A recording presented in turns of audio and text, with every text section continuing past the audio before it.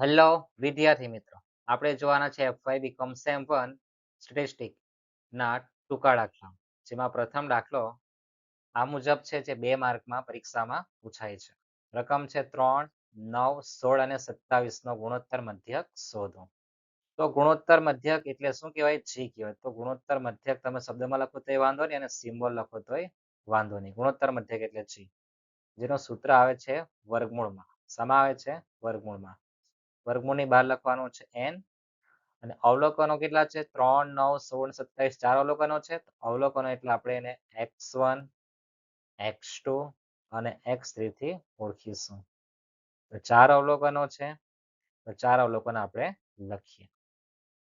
સૂત્રમાં જે માહિતી માંગી તે આપણે લખીએ. સૂત્રમાં n છે, n એટલે કેટલા અવલોકનો છે? 1, 2, 3 અને 4. તો ચાર અવલોકનો એટલે લખીએ 4.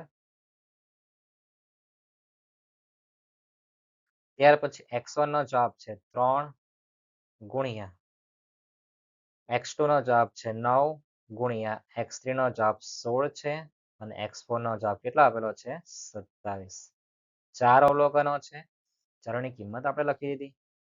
ત્યાર પછી ચારેય અવલોકનો ગુણાકાર કરો અને ત્યાર પછી આ જે 4 છે એને આપણે હાલમાં છંછેડતા નથી, બેઠા લખતા છે. તો કેલ્સીમાં 3 ગુણ્યા 9 ગુણ્યા 16 ગુણ્યા 27 કરી જો કેટલા થાય છે? જો 3 ગુણ્યા 9 ગુણ્યા 16 ગુણ્યા 27 કરો તો તમારો જવાબ 11,664 આવવાનો છે. કેટલા આવશે? 11,664 આવે છે. તો લખીએ આપણે 11,664. 11,664. ત્યાર પછી 4 છે, તો તમારે વર્ગમૂળનો બટન 2 વખત ક્લિક કરવાનું છે. દરેકને ખ્યાલ છે વર્ગનું બટન? તો 2 વખત ક્લિક કરીએ તો તમારો જવાબ 10.39. કેટલા આવે છે? 10.39. લખીએ આપણે આન્સર.